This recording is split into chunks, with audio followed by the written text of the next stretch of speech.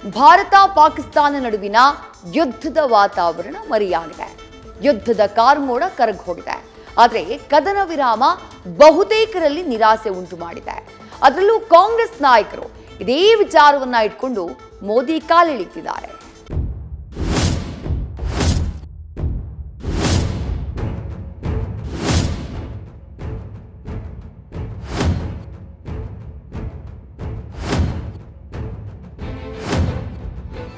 ಭಾರತ ಪಾಕಿಸ್ತಾನ ನಡುವಿನ ಯುದ್ಧದ ವಾತಾವರಣ ಮರೆಯಾಗಿದೆ. ಕಾರ್ಮೋಡ ಕರಗಿ ಹೋಗಿದೆ. ಇನ್ನೇನು ಪಾಕಿಸ್ತಾನ ಉಡೀಸಾಯ್ತು ಅನ್ನುವಾಗ್ಲೇ ಕದನ ವಿರಾಮ ಬಿದ್ದು ಪಾಕಿಸ್ತಾನ ಬದುಕಿದೆಯಾ ಬಡಜೀವವೇ ಅಂತ ಇದೆ. ಆದ್ರೆ ಕದನ ವಿರಾಮ ಬಹುತೇಕರಲ್ಲಿ ನಿರಾಸೆ ಉಂಟು ಮಾಡಿದೆ. ಅದರಲ್ಲೂ ಕಾಂಗ್ರೆಸ್ ನಾಯಕರು ಇದೇ ವಿಚಾರವನ್ನ ಇಟ್ಕೊಂಡು ಮೋದಿ ಕಾಲೆಳೆಯುತ್ತಿದ್ದಾರೆ. ಇಂದಿರಾ ಗಾಂಧಿಯ ಧೈರ್ಯದಲ್ಲಿ ಮೋದಿ 1% ತೋರಿಸಿಲ್ಲ. ಇಂದಿರಾ ಗಾಂಧಿಯನ್ನ ಮೋದಿಗೆ ಹೋಲಿಸಿ ಕೈ ಟಾಂಗ್. ಪಾಕಿಸ್ತಾನದ ಮೇಲಿನ ಯುದ್ಧ ಘೋಷಣೆಗೂ ಮೊದಲು ಇಂದಿರಾ ಗಾಂಧಿ ಎಲ್ಲಾ ರೀತಿಯ ಒತ್ತಡ ಎದುರಿಸಿದ್ರು. ಬಾಂಗ್ಲಾದ ನರಮೇಧವನ್ನ ತಡೆದಿದ್ರು. ಅವರು ತೋರಿಸಿದ 1% ಧೈರ್ಯವನ್ನು ಕೂಡ ಮೋದಿ ತೋರಿಸಿಲ್ಲ ಅಂತ ಕಾಂಗ್ರೆಸ್ ಹಿರಿಯ ನಾಯಕ ಬಿಕೆ ಹರಿಪ್ರಸಾದ್ ತಿಳಿದಿದ್ದಾರೆ. ಮೋದಿ ಬೀಸುವ ದೊಣ್ಣೆಯಿಂದ ತಪ್ಪಿಸಿಕೊಳ್ಳಲು ಭಾಷಣ ಮಾಡಿದ್ದಾರೆ ಅಂತ ಕಿಡಿಕಾರಿದ್ದಾರೆ. ಇಂದಿರಾ ಗಾಂಧಿ ಅವರು ತೋರಿಸಿದಂತ 0.1% ಧೈರ್ಯವೂ ಸಹ ಈ ನರೇಂದ್ರ ಮೋದಿ ಅವರು ತೋರಿಸಿಲ್ಲ ಅನ್ನೋದನ್ನೇ ಜನಸಾಮಾನ್ಯರಲ್ಲಿ ಬಹಳಷ್ಟು ಆಳವಾಗಿದೆ. ಯಾಕಂದರೆ ದೇಶವನ್ನು ಆಳ್ತಕ್ಕಂಥ ಸಮಯದಲ್ಲಿ ನರೇಂದ್ರ ಮೋದಿಯವರು ಸಂಪೂರ್ಣವಾಗಿ ದೇಶದ ವಿಶ್ವಾಸವನ್ನು ಕಳ್ಕೊಂಡಿದ್ದಾರೆ.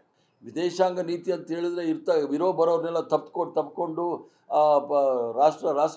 ವಿವಿಧ ರಾಷ್ಟ್ರಗಳ ರಾಷ್ಟ್ರಪತಿಗಳು ಪ್ರಧಾನಮಂತ್ರಿಗಳ ತಪ್ಪಿಕೊಂಡು ಅದು ವಿದೇಶಾಂಗ ನೀತಿ ಆಗೋದಿಲ್ಲ. ಕಷ್ಟಕಾಲದಲ್ಲಿ ಸಂಕಷ್ಟ ಸ್ಥಿತಿಯಲ್ಲಿ ಸಮಸ್ಯೆಗಳನ್ನ ಬಗೆಹರಿಸೋ ಸಂದರ್ಭದಲ್ಲಿ ಯಾರ್ಯಾರು ನಮ್ಮ ಜೊತೆ ಇರ್ತಾರೆ ಅನ್ನೋದು ಭಾಳ ಮುಖ್ಯ. ಆದರೆ ಈಗ ನಡೆದಂಥ ಘಟನೆಯಲ್ಲಿ ಕಂಪ್ಲೀಟ್ ಆಗಿ ಐಸೋಲೇಟ್ ಆಗಿದ್ದಾರೆ ಅಂತೇಳಿ ಇಂಗ್ಲೀಷನ್ನು ಏನು ಹೇಳ್ತಾರೆ, ನಮ್ಮನ್ನು ಒಂದು ರೀತಿಯ ಏಕಾಂಗಿಯಾಗಿ ನಾವು ಹೋರಾಟ ಮಾಡೋ ಪರಿಸ್ಥಿತಿ ತಂದಿಟ್ಟಿದ್ದಾರೆ. ಆದರೆ ಕದನ ವಿರಾಮ ನಾವು ಘೋಷಣೆ ಮಾಡಬೇಕಾಗಿತ್ತು. ರಾಷ್ಟ್ರದ ಪ್ರಧಾನಮಂತ್ರಿಗಳಾಗಿ ಇವರು ಘೋಷಣೆ ಮಾಡಬೇಕಾಗಿತ್ತು. ಅಮೇರಿಕಾದ ಅಧ್ಯಕ್ಷ ನಮಗೆ ಡಿಕ್ಟೇಟ್ ಮಾಡೋದೇನು ಬೇಕಾಗಿಲ್ಲ. ಅಮೇರಿಕಾದ ಅಧ್ಯಕ್ಷ ಕೇಳೋಂಗಿದ್ರೆ ಈಗಾಗಲೇ ಟಾರಿಫ್ ಇರ್ಬೋದು, ಟೆಸ್ಲಾ ಇರ್ಬೋದು, ಜೆಟ್ ಖರೀದಿ ವಿಚಾರದಲ್ಲಿ ಇರ್ಬೋದು, ಎಲ್ಲ ಅಮೆರಿಕನ ಅಧ್ಯಕ್ಷ ಹೇಳುತ್ತಾರೆ. ಆದರೆ ಇನ್ನು ನಾವು ವ್ಯಾಪಾರಕ್ಕೆ ಇದ್ದೀವಿ ಈ ದೇಶ. 3 ಹೆಜ್ಜೆ ಮುಂದೆ ಹೋಗಿ ಹಿಂದೆ ಬಂದಂತಾಯಿತು. ಇನ್ನು ಪ್ರಧಾನಿ ಮೋದಿ ಉಗ್ರರನ್ನ ಮಣ್ಣುಪಾಲು ಮಾಡುವವರೆಗೂ ಬಿಡಲ್ಲ ಅಂತ ವೀರಾವೇಶದ ಭಾಷಣ ಮಾಡಿದ್ರು. ಜನರು ಭಾರಿ ನಿರೀಕ್ಷೆ ಇಟ್ಕೊಂಡಿದ್ರು.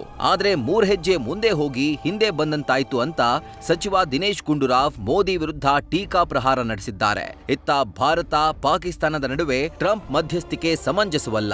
ಭಾರತದ ಪ್ರತಿಷ್ಠೆ ಗೌರವದ ವಿಷಯದಲ್ಲಿ ಯಾವುದೇ ರಾಜಿ ಇಲ್ಲ ಅಂತ ಸಚಿವ ಎಚ್.ಕೆ. ಪಾಟೀಲ್ ತಿಳಿದಿದ್ದಾರೆ. ಏನನ್ನು ಕೂಡ ನಿನ್ನೆ ಭಾಷಣದ ಸ್ಪಷ್ಟೀಕರಣ ಕೊಡಲಿಲ್ಲ. ಅಮೆರಿಕ ರಾಷ್ಟ್ರಪತಿ ಹೇಳಿದ ವಿಚಾರ ಅವರೇನದ್ರ ಬಗ್ಗೆ ಸ್ಪಷ್ಟೀಕರಣ ಕೊಡಲಿಲ್ಲ. ಮತ್ತು ಇದರಲ್ಲಿ ಸ್ಪಷ್ಟ ಮಾಹಿತಿಗಳು ಯಾಕೆ ಈ ಥರ ಆಯಿತು, ಏನಾಯಿತು ಅದ್ರ ಬಗ್ಗೆ ಉತ್ತರ ಕೊಡಲಿಲ್ಲ. ಕೇವಲ ಮನ್ ಕಿ ಬಾತಲ್ಲಿ ಅವರು ಭಾಷಣ ಬಿಗಿತಾರಷ್ಟೇ. ಯಾರನ್ನ ಟೆರರಿಸ್ಟ್ನ ಸಾಯಿಸ್ಬಿಟ್ಟಿದ್ದೀನಿ, ಅದಕ್ಕೇನು ಲೆಕ್ಕ ಇಲ್ಲ, ಯಾರ ಹೆಸರು ಗೊತ್ತಿಲ್ಲ, ಏನೂ ಗೊತ್ತಿಲ್ಲ. ಸುಮ್ಮನೆ ಅವ್ರು ಹೇಳಿದ್ರು ನಾವು ಕೇಳಬೇಕು.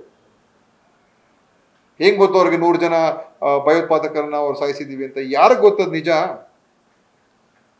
ಬಾಲಾಕೋಟ್ ಮೇಲೆ ದಾಳಿ ಆಯಿತು, ನಿಜವಾಗ್ಲೂ ಏನಾಯಿತು ಅಂತ ಯಾರಿಗೂ ಸರಿಯಾಗಿ ಗೊತ್ತಿಲ್ಲ.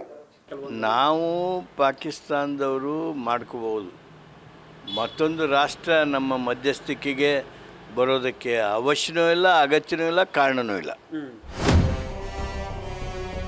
ಇನ್ನು ವಿಪಕ್ಷ ನಾಯಕ ಆರ್ ಅಶೋಕ್ ರಾಷ್ಟ್ರ ರಕ್ಷಣೆಗಾಗಿ ನಾಗರಿಕರು ಈ ಘೋಷವಾಕ್ಯದೊಂದಿಗೆ ತಿರಂಗ ಯಾತ್ರೆ ಆಯೋಜನೆ ಮಾಡಲಾಗ್ತಾ ಇದೆ. ಎಲ್ಲಾ ನಾಯಕರು ಇದರಲ್ಲಿ ಭಾಗಿಯಾಗಬೇಕು, ಪ್ರತಿಯೊಬ್ಬ ನಾಯಕರು ಇದರಲ್ಲಿ ಭಾಗಿಯಾಗಬೇಕು. ಆಪರೇಷನ್ ಸಿಂಧೂರ ಹೆಸರಿನಲ್ಲಿ ಸೈನಿಕರು ವಾರ್ನಿಂಗ್ ಕೊಟ್ಟಿದ್ದಾರೆ ಅಂತ ತಿಳಿಸಿದ್ದಾರೆ.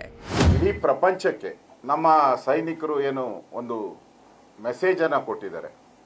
ನಮ್ಮ ತಂಟೆಗೆ ಬಂದರೆ ಯಾರ ಪರ್ಮಿಷನ್ನನ್ನು ನಾವು ಕೇಳಲ್ಲ, ನಮ್ಮ ತಂಟೆಗೆ ಬಂದರೆ ನಾವು ನಿಮಗೆ ಬುದ್ಧಿ ಕಲಿಸ್ತೀರಿ ಅನ್ನೋ ಒಂದು ವಿಚಾರವನ್ನು, ಅದರಲ್ಲೂ ನಮ್ಮ ನೆಚ್ಚಿನ ಪ್ರಧಾನಮಂತ್ರಿ ನರೇಂದ್ರ ಮೋದಿಯವರು ಯುದ್ಧ ಪ್ರಾರಂಭ ಆಗಕ್ಕೆ ಮುಂಚೆನೇ ನಮ್ಮ ಸೈನಿಕರಿಗೆ ಪೂರ್ತಿ ಸ್ವಾತಂತ್ರ್ಯವನ್ನು ಕೊಟ್ಟಿದ್ದಾರೆ.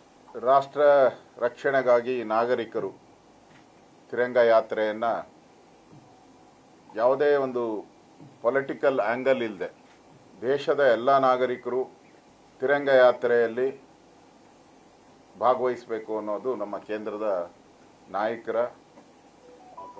ಆಗ್ರಹ. ಒಟ್ಟಾರೆ ಭಾರತ ಪಾಕಿಸ್ತಾನದ ಉದ್ವಿಗ್ನ ಪರಿಸ್ಥಿತಿ ತಣ್ಣಗಾಗಿದೆ. ಆದರೆ ಕದನ ವಿರಾಮವನ್ನೇ ಮುಂದಿಟ್ಟುಕೊಂಡು ಕಾಂಗ್ರೆಸ್ ನಾಯಕರು ಮೋದಿ ವಿರುದ್ಧ ಮುಗಿಬಿದ್ದಿದ್ದಾರೆ. 1971ರ ಇಂದಿರಾ ಗಾಂಧಿಗೆ ಹೋಲಿಸಿ ಕಾಲೆಳೆಯುತ್ತಿದ್ದಾರೆ.